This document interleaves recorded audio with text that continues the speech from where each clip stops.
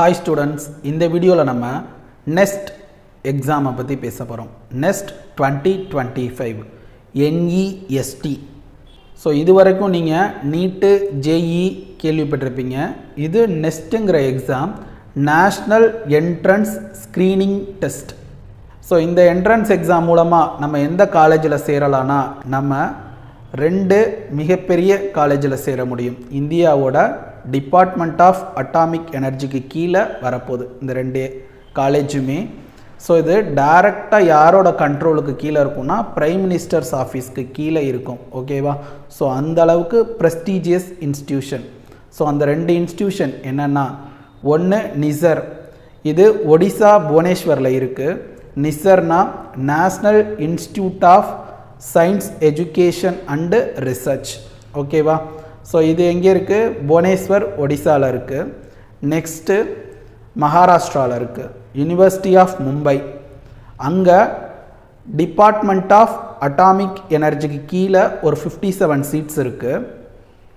அதே மாதிரி நிசர் புவனேஸ்வரில் ஒரு 200 சீட்ஸ் இருக்குது. நெக்ஸ்ட் எக்ஸாமுக்கான eligibility, syllabus, exam pattern, college fees, placements எல்லாத்தையுமே பேச போகிறோம். ஓகேவா? ஸோ கேர்ஃபுல்லாக கவனிங்க என்ன சொல்ல வரேன்னு. ஃபஸ்ட்டு காலேஜ் ஃபீஸை பேசிடுவோம், அதுக்கப்புறம் எக்ஸாம் பேட்டர்னுக்குள்ளலாம் போகலாம். ஓகே? ஸோ இங்கே பெர் இயருக்கு, பெர் செமஸ்டருக்கு ஃபஸ்ட்டு பார்க்கலாம். பெர் செமஸ்டருக்கு 10,000க்கு கீழே தான் ஃபீஸ். ஓகேவா? ஸோ லெஸ் தென் 10,000 பார்த்துக்கோங்க பெர் செமஸ்டருக்கு. அப்போ பெர் இயருக்கு லெஸ் தென் 20,000, 20,000க்கு கீழே தான் ஒரு வருஷத்துக்கே college fees. Okay, college fees ரொம்ப கம்மியாக இருக்குது. At the same time scholarship, இங்கே படிக்கும்போது ஒவ்வொரு மாதமும் உங்களுக்கு 5,000 ருபீஸ் ஸ்காலர்ஷிப். இப்போ டோட்டலாக 1 இயருக்கு கிட்டத்தட்ட 60,000 ருபீஸ் ஸ்காலர்ஷிப்பாக வாங்குவீங்க. ஓகேவா? இது இல்லாமல் சம்மர் டைமில் இன்டர்ன்ஷிப்பும் கொடுப்பாங்க. ஓகேவா?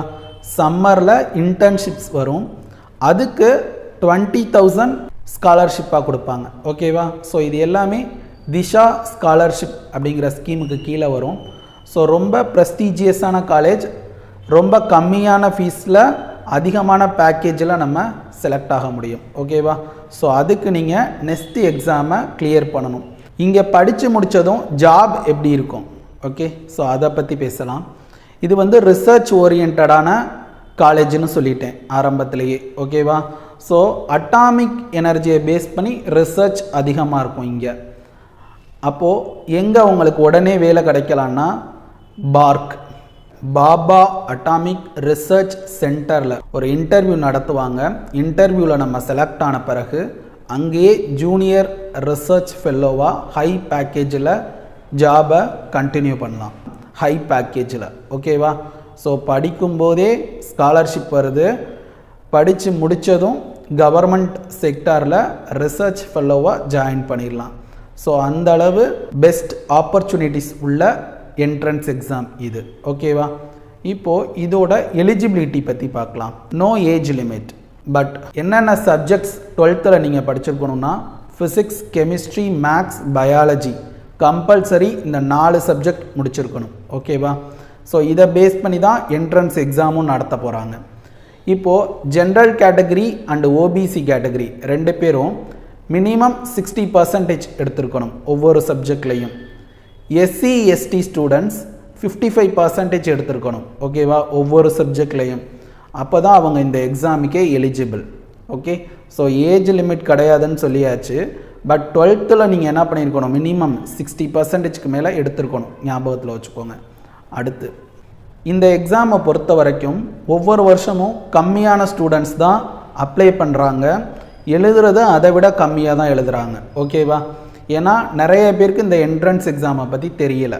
ஓகே, நெக்ஸ்ட் 2025க்கான நோட்டிஃபிகேஷன் வந்துருச்சு. ஸோ அப்ளிகேஷன் ப்ராசஸ் ஓப்பனில் தான் இருக்குது. இம்பார்ட்டன்ட் டேட்ஸ் பார்க்கலாம். February 17 May 9 வரைக்கும் அப்ளை பண்ணலாம். ஓகேவா? 17 February 2025 May 9, 2025 வரைக்கும் அப்ளை பண்ணலாம். அப்ளிகேஷன் ப்ராசஸ் ஓப்பனில் தான் இருக்குது. ஓகேவா? எக்ஸாம் எப்போ கண்டக்ட் பண்ணுறாங்க? ஜூன் மந்தில் தான் கண்டக்ட் பண்ண போகிறாங்க. June 22 exam all over India நடத்த போகிறாங்க. ஓகேவா? நெக்ஸ்ட் 2025 எப்போ நடக்க போகுது? ஜூன் 22. ஓகே, ரிசல்ட் எப்போனா ஜூலை 10 ரிசல்ட்டு அனௌன்ஸ் பண்ணுவாங்க. இப்போது எக்ஸாம் பேட்டர்னை பற்றி பார்க்கலாம். ஸோ இந்த எக்ஸாமை பொறுத்த வரைக்கும் டோட்டலாக 68 கொஸ்டின்ஸ் வருது 4 செக்ஷன்ஸ்லேருந்து. Physics, chemistry, maths, biology. ஒவ்வொரு செக்ஷன்லையும் 17 கொஸ்டின்ஸ் இருக்கும். ஓகேவா? ஸோ 17 × 4 68, டோட்டலாக 68 கொஸ்டின்ஸ். இப்போது இந்த 17 கொஸ்டினில் 12 கொஸ்டின் எம்சிக்யூ, 5 கொஸ்டின் எம்எஸ்க்யூ. எம்சிக்யூனா மல்டிபிள் சாய்ஸ் கொஸ்டின்ஸ், எம்எஸ்க்யூனா மல்டிபிள் செலக்ட் கொஸ்டின்ஸ். ஓகேவா? ஸோ இப்போது இந்த எம்சிக்யூக்கும் எம்எஸ்க்யூக்கும் வேறு வேறு மாதிரி மார்க் ஸ்கீம் இருக்குது. அதை என்னன்னு பார்க்கலாமா? எம்சிக்யூ ஒரு கொஸ்டினுக்கு 2.5 மார்க்ஸ் இருக்குது. Negative mark -1. தப்பாக எழுதுனீங்கன்னா வாங்கினதுலேருந்து -1 என்ன பண்ணிடுவாங்க? குறைச்சிருவாங்க. ஓகே, ஸோ எம்சிக்யூ 12 கொஸ்டின் இருக்கும் ஒவ்வொரு செக்ஷன்லையும். ஸோ 4 செக்ஷன்லையும் அப்படி பார்க்குறப்போ கிட்டத்தட்ட 48 கொஸ்டின். ஓகேவா? ஸோ 68ல் 48 கொஸ்டின் எம்சிக்யூ. ஒவ்வொரு கொஸ்டினுக்கும் 2.5 மார்க்ஸ் அலாட் பண்ணுறாங்க. Negative mark -1. ஓகே, இப்போ ஒவ்வொரு செக்ஷன்லையும் 5 கொஸ்டின் எம்எஸ்க்யூவாக இருக்கும், மல்டிபிள் செலக்ட் கொஸ்டின்ஸ். அப்போ 20 எம்எஸ்க்யூ இருக்கும். இந்த 20க்கும் ஒரு கொஸ்டினுக்கு 4 மார்க். ஓகேவா? நெகட்டிவ் மார்க் கிடையாது, எம்எஸ்க்யூக்கு நெகட்டிவ் மார்க் கிடையாது. ஓகேவா? ஸோ 68 கொஸ்டினில் 48 கொஸ்டினுக்கு நெகட்டிவ் மார்க்கு, 20 கொஸ்டினுக்கு நெகட்டிவ் மார்க்கு கிடையாது. ஸோ டோட்டலாக 200 மார்க்ஸுக்கு எழுதுவீங்க இந்த எக்ஸாமை. நெக்ஸ்ட் எக்ஸாம் டோட்டலாக 200 மார்க்குக்கு கண்டக்ட் பண்ணுறாங்க. இப்போது எக்ஸாம் டியூரேஷனை பற்றி பார்க்கலாம். இந்த எக்ஸாம் 3 மணி நேரம் 30 நிமிஷம், கிட்டத்தட்ட 3.5 மணி நேரம், 3 hours 30 minutes கண்டக்ட் பண்ணுறாங்க. ஓகேவா? ஸோ அந்த அளவுக்கு லென்த்தி பேப்பராக இருக்க போகுது. இந்த எக்ஸாமை பொறுத்த வரைக்கும் 2 லாங்குவேஜ் தான், ஒன்று இங்கிலீஷு, இன்னொன்று ஹிந்தி. ஸோ 200 மார்க்கில் எவ்வளோ மார்க் எடுத்தால் நமக்கு இந்த காலேஜில் சீட்டு கிடைக்கும் அதை பற்றி பேசலாம். இப்போது நீட்டு ஜேஇலலாம் நமக்கு செக்ஷனல் கட் ஆஃப்னு ஒன்று இல்லை, பட் நெக்ஸ்ட்டில் உண்டு. செக்ஷனல் கட் ஆஃப்னா என்னென்னா ஒவ்வொரு சப்ஜெக்ட்லேயும் குறிப்பிட்ட அளவு குறைஞ்சபட்சம் இந்த மார்க் நீங்கள் எடுத்துருக்கணும். அப்போ தான் நீங்கள் ஓவரால் கட் ஆஃபை கிளியர் பண்ணாலும் சீட்டு கிடைக்கும். ஓகேவா? ஸோ மினிமம் ஒவ்வொரு செஷன்லையும் 6லேருந்து 10 மார்க் நீங்கள் எடுத்துருக்கணுன்ற மாதிரி கொடுத்துருப்பாங்க. அது இயர் ஆன் இயர் மாறிக்கிட்டே இருக்கும். ஓகேவா? ஸோ இந்த எக்ஸாமை பொறுத்த வரைக்கும் நீங்கள் தெரிஞ்சிக்க வேண்டியது என்ன? செக்ஷனல் கட் ஆஃப் உண்டு. மினிமம் ஒவ்வொரு சப்ஜெக்ட்லையும் குறைஞ்சபட்ச மார்க்கு கொடுத்துருப்பாங்க. அதை நீங்கள் தாண்டினா தான் நீங்கள் எலிஜிபிள். ஓகே, இப்போ நீங்கள் மேக்ஸில் அதிகமாக ஸ்கோர் பண்ணியிருக்கீங்க, ஃபிசிக்ஸ் கெமிஸ்ட்ரியில் அதிகமாக இருக்குது, பயாலஜியில் 0 தான், இல்லை மினிமம் கட் ஆஃபை விட ரொம்ப கம்மியாக இருக்குங்கிற பட்சத்தில் யூ ஆர் நாட் எலிஜிபிள். ஓகேவா? ஸோ நீங்கள் கவுன்சிலிங்க்கு அப்ளை பண்ண முடியாது, ஏன்னா நீங்கள் ஃபெயில். அப்போ என்ன பண்ணணும்னா ஒவ்வொரு செக்ஷன்லையும் குறைஞ்சபட்ச மார்க்கை தாண்டி நம்ம அதிகமாக எடுக்கணும். அப்போ தான் நமக்கு இங்கே சீட்டு கிடைக்கும். ஓகே, இது வரைக்கும் இங்கே எவ்வளோ மார்க்ஸ் வாங்கினா சீட்டு கிடச்சிருக்குன்னு பார்க்கலாம். ஜென்ரல் கேட்டகரியை பொறுத்த வரைக்கும் above 95%, OBC 90%, SC ST students 70%க்கு மேலே இருக்கும்போது இங்கே சீட்டு கிடச்சிருக்கு. ஓகேவா? இதில் 95%ங்கிறது 200க்கு எவ்வளோ மார்க் கிட்டத்தட்ட அப்படின்னா 90லேருந்து 110 மார்க்கு தான். ஓகேவா? ஸோ பர்சன்டேஜ் அதிகமாக இருக்குது. மார்க்கை பார்க்கும்போது 200க்கு 90லேருந்து 110 அந்த ரேஞ்சு எடுத்தாலே நமக்கு இங்கே சீட்டு கிடச்சிரும். ஓகேவா? ஓபிசி 90%ன்னு சொன்னீங்களே சார்னா 70லேருந்து 90, 200க்கு 70லேருந்து 90 வரைக்கும் எடுத்திருந்தாலே கிடச்சிரும். அப்போது எஸ்சி எஸ்டி 70%க்கு எவ்வளோ மார்க் 200க்குன்னா 40லேருந்து 70 அந்த ரேஞ்சில் இருந்தாலே இவங்களுக்கு என்ன பண்ணிடலாம், இங்கே சீட்டு கிடச்சிருது. ஓகேவா?